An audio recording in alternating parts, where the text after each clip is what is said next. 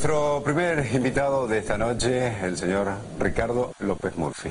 Buenas noches, muchísimas gracias por venir a Textuales. No, muchas gracias a usted por invitar. Antes de comenzar con lo que tiene que ver con la disputa en la ciudad de Buenos Aires, quiero que una reflexión suya con respecto al triunfo del kirchnerismo en Catamarca, en el día de ayer. Yo diría, primero, no son buenas las reelecciones permanentes. Yo creo que esa idea de la reelección eterna que tienen algunas constituciones no es buena. Yo tiendo a pensar que cierto refresco es necesario. Me parece que ese fue el error. En el resto creo que fue una elección muy disputada, donde triunfaron ellos, pero fue una elección muy disputada. A mí me hubiera gustado que hubiera habido cierta renovación en los candidatos del Frente Cívico, que eso hubiera sido más constructivo y edificante y hubiera sido un mejor mensaje. ¿Y ustedes entienden si hay que hacer alguna autocrítica, yo diría que no es buena una tercera reelección, ni cuando son los kirchneristas o cuando son los afines a nosotros. ¿Y cree que es una elección estrictamente local o provincial, o se puede nacionalizar tal como es la lectura que hace el gobierno de un triunfo con la presencia que le aportó la presidenta Cristina Kirchner a la campaña? No, yo creo que refleja en parte un peso importante de la presidenta. Eso es difícil que un adversario como yo haga esa concesión, pero yo creo que decir la verdad ayuda, y yo creo que ellos están con un formidable viento de cola, y cuando la situación de consumo y de expansión económica genera ese clima, es probable que haya expectativas favorables que estén influyendo.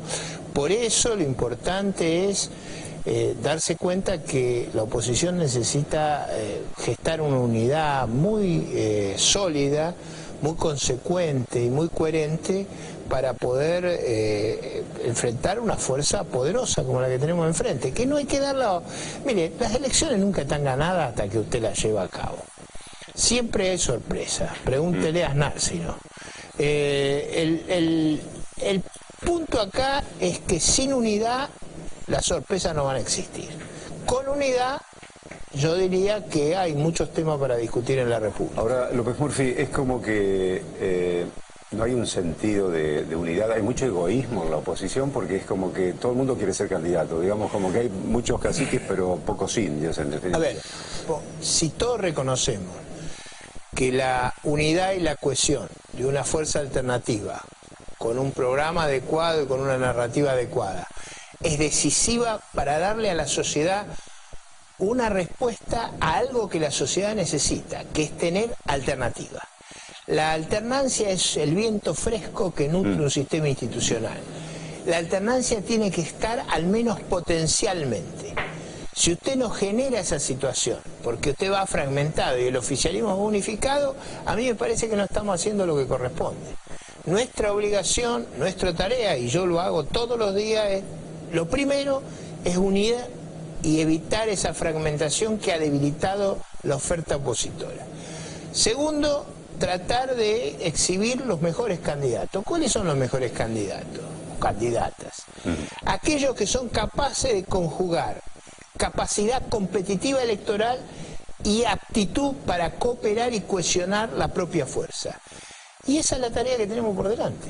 Claro, lo que pasa es que hoy eso se ve difícil, ¿no? El nivel de fragmentación de la oposición es enorme, y además los eventuales candidatos andan o bailando el tango en San Telmo, o en el carnaval de Gualeguaychú sacándose fotos en la comparsa, o en los corsos de Buenos Aires. Entonces, ¿cuál es el mensaje, ¿no es cierto?, respecto de la propuesta y los programas que los candidatos opositores tienen para ofrecer? Yo diría que el esfuerzo que hago no es de ese estilo. Pero hay mucho de eso, usted lo ve, ¿no es cierto? Está bien. Yo diría que hay, lo quiero decir con mucho respeto, hay una suerte de farandulización de la política. Eso no creo yo que sea bueno. Yo creo que lo mejor es ofrecer una opinión y un programa alternativo. Y una esperanza en términos no solo de la bondad del programa, sino de la gobernabilidad que estamos dispuestos a ofrecer.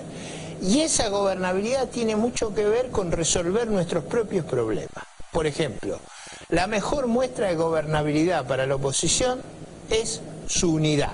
Porque si ha sido capaz de construir su unidad, le ofrece a la sociedad una prueba sólida de la aptitud que tiene para enfrentar los problemas y las dificultades. Usted es muy escéptica, pero yo digo... No, en absoluto, le hago una descripción de la realidad de las últimas 2 semanas. Déjeme usar, a lo mejor, de una manera caricaturesca su argumento.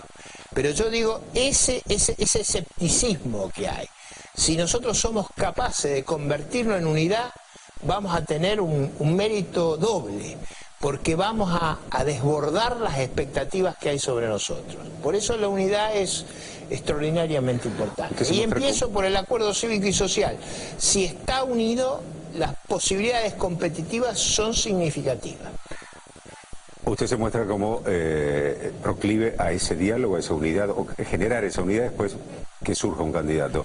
Efectivamente. En los otros referentes de la oposición es como que prevalece, dice, no, yo quiero ser candidato y buscar la unidad, pero yo siendo candidato. Ahí es donde se transforma difícil la unidad, ¿no? Como yo censuro las reelecciones permanentes, esta idea de la eternidad de los candidatos y de los presidentes y de los gobernadores, yo creo que es vital en el liderazgo político que haya generosidad, que haya desapego. Si usted lo que le ofrece a la sociedad es vengan detrás mío, como era el dicho, síganme. Yo digo, eso no es el proceso natural de construcción de un liderazgo democrático. El proceso de construcción de un liderazgo democrático parte de esa voluntad de poner el conjunto antes que el propio beneficio personal. Ricardo, ¿y usted qué ve en una eventual elección porteña, ¿no es cierto?, como candidato de la oposición al oficialismo, al macrismo? ¿Ve a Rodríguez Larreta, Gabriela Michetti, no sé, el propio Macri? O el mismo Macri. Sí, yo diría, el oficialismo va a buscar una solución y supongo que va a estar mirando la elección nacional y la elección en la ciudad. Si supongo yo que si ellos perciben que la elección nacional se va a hacer muy compleja, a lo mejor toman la decisión de concentrar su fuerza en la ciudad. Es decir, que Macri sea el candidato a la reelección. No me parece imposible que eso ocurra, ¿no? Yo no tengo que concentrarme en eso, pero digo, me parece plausible que eso no sea descartado. ¿Lo ha desilusionado el gobierno de Macri? Mire, yo creo que hubo muchas expectativas en mucha gente sobre que iba a haber un estilo de gestión diferente, que iba a haber sobre todo una gran diferencia con el estilo del gobierno nacional. Y yo percibo los defectos similares, a ver si le puedo poner uno que a mí me impacta, que sé que a veces a la ciudadanía no le llega y le choca tanto como a mí, pero que a mí me parece muy importante, que es la identificación del Estado, el gobierno y el partido. Una característica de los regímenes que no respetan las instituciones es que a usted le es muy difícil distinguir cuando se trata del partido del gobierno o del Estado. Básicamente los regímenes que están en crisis en el norte de África tienen esa característica. No digo que los nuestros llegan a ese extremo, pero van en esa dirección. Yo creo que en ese sentido el espíritu republicano, yo diría la separación entre el Estado, el gobierno y el partido no fue la que uno hubiera deseado y la que es tan importante para que toda la sociedad se sienta partícipe y representada. Fíjese la campaña del kirchnerismo en Chubut. Si vos votás a los candidatos de Cristina, la provincia va a recibir. Y si no votás a los candidatos de Cristina, la provincia no va a recibir. A mí eso me parece absolutamente inaceptable. Claro, pero eso también tiene que ver con el exceso de centralismo que tiene la política en la Argentina. Efectivamente. ¿No es cierto? La y el discusión caso por de la coparticipación, si por usted ejemplo. quiere, el caso de la ciudad de Buenos Aires es un caso sumamente castigado por el gobierno central, no en esta gestión, habitualmente, porque probablemente la ciudad de Buenos Aires no hizo una defensa eficaz de sus derechos, sobre todo no lo ha hecho en la narrativa pública, en la opinión pública. Por ejemplo, nuestra Constitución dice que los impuestos directos tienen que ser de los estados provinciales. Nosotros estamos cediendo una base tributaria inmensa al resto del país. Y esa base tributaria inmensa que cede la Ciudad de Buenos Aires, son menos recursos para la Ciudad de Buenos Aires transferidos al gobierno nacional. Creo que en ese sentido ha habido por parte de este gobierno una tarea ineficaz. Para no decir los problemas que ha tenido con la policía, con el plan de infraestructura. Eso, y la metropolitana, ¿cómo ve eso? Por ejemplo, ahora tenemos este nuevo predio tomado, estas casas que estaban destinadas a la gente de la cuenca Matanza-Riachuelo y que ha sido usurpada por otros vecinos. Y bueno, una vez más reconoce el gobierno porteño que la metropolitana no tiene la capacidad de actuar para poder desalojar ese predio. Bueno, primero ahí lo que no debe ser soslayado es que las órdenes judiciales deben cumplirse. Sí. Digo, en este caso, como en el caso de los juicios de los jubilados, o sea, la idea de que el gobierno nacional puede ignorar los fallos judiciales, como los ha ignorado reiteradamente, a mí me parece incompatible con nuestra institucionalidad. Si usted quiere, el problema más grave del gobierno de la señora Cristina Fernández de Kirchner es ignorar sistemáticamente los fallos judiciales de la Suprema Corte. En este caso, en el caso del fallo sobre la ocupación de vivienda, las fuerzas de seguridad tienen que hacer lugar al cumplimiento del fallo judicial. Y es verdad que el gobierno de la ciudad no ha diseñado una fuerza de seguridad que esté en condiciones de hacer esa tarea. Básicamente no tiene una fuerza que esté en condiciones. ¿Pero usted es partidario que la Ciudad de Buenos Aires tenga su propia policía, que tenga la metropolitana? Yo era partidario y sigo siendo partidario que se transfiera la Superintendencia de Seguridad Metropolitana a la Ciudad de Buenos Aires, que es la fuerza que despliega la federal, como ocurre en otros distritos. Yo reconozco que el gobierno federal, la Ciudad de Buenos Aires tiene la característica como Madrid, para poner un caso, donde conviven el gobierno nacional y el gobierno local. En ese caso, la solución de Madrid es que conviven las fuerzas de seguridad nacionales con las fuerzas de seguridad locales. Yo creo que hubiera sido mejor seguir el modelo de Madrid que seguir el modelo confrontativo, porque para confrontar hay que tener con qué. Y era claro que la Ciudad de Buenos Aires no tenía el presupuesto ni las posibilidades de intentar duplicar el servicio de policía. Entre paréntesis, la Ciudad de Buenos Aires ha cedido muchos puntos de coparticipación porque le proveía sus servicios el gobierno federal a través de la policía, a través del servicio penitenciario, a través del sistema judicial. Es muy gravoso para los ciudadanos de Buenos Aires intentar que lo que ya pagó lo vuelvan a pagar. Por eso creo que eso se tiene que hacer de manera equilibrada. Ahora, esa era una discusión pertinente un tiempo atrás. Ya está creada la Policía Metropolitana y yo creo que hay que seguir un desarrollo que vaya en la línea que le estoy diciendo, complementaria a la Fuerza Federal, no sustituta y no pretendiendo gastar lo que no se puede gastar. Bien, seguimos dialogando con Ricardo López Murphy. Le proponemos, ahora ver algunas fotografías de distintos personajes y su definición. Mauricio Macri. Jefe de gobierno, con el cual probablemente tengamos que competir. ¿Por qué se distanciaron? Digamos, había una posibilidad de un proyecto conjunto, había como afinidad ideológica, en fin, no sé. Bueno, cualquiera que haya registrado la campaña del 2007, que a mí me tocó en esa coalición asumir la responsabilidad de la candidatura presidencial, reconocerá que ocurrieron todo tipo de lealtades. Pero además, lo fundamental fue que, llegado al gobierno, lo esencial del programa no fue cumplido. Es decir, y lo que es peor, los argumentos fueron manipulados, es decir, tergiversados. Eso yo creo que no es bueno, no es sano, como está tergiversada ahora la discusión por la fecha electoral.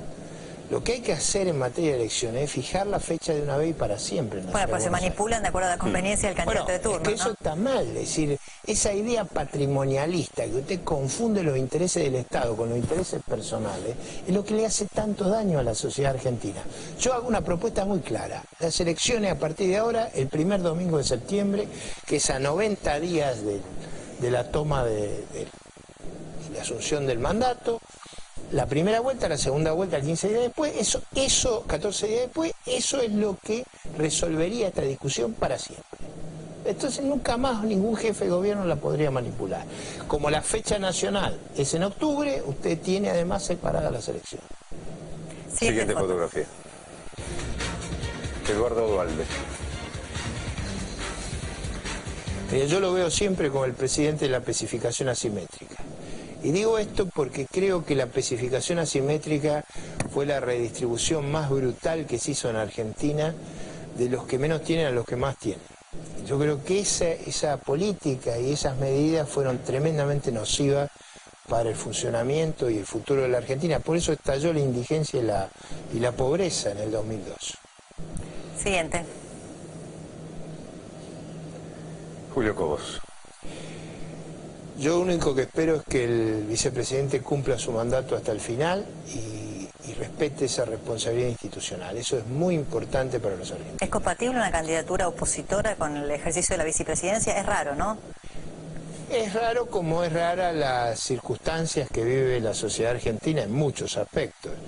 Es raro también que suceda al presidente y su esposa. Esas cosas que nos han pasado a nosotros, si usted recorre el universo, no ocurren. Yo creo que los distintos intentos del régimen por ampliar su base de sustentación, acuérdese, los transversales, claro, los concertacionistas, ahora los colectoristas sería ahora, armar las colectoras. Yo creo que en esos intentos yo no compartí la posición del ingeniero Cobos de ser candidato a vicepresidente. A mí jamás me hubieran logrado llevar a ese puesto, pero nunca hubiera formado fórmula con ellos. No nos parecemos ni en lo blanco el ojo.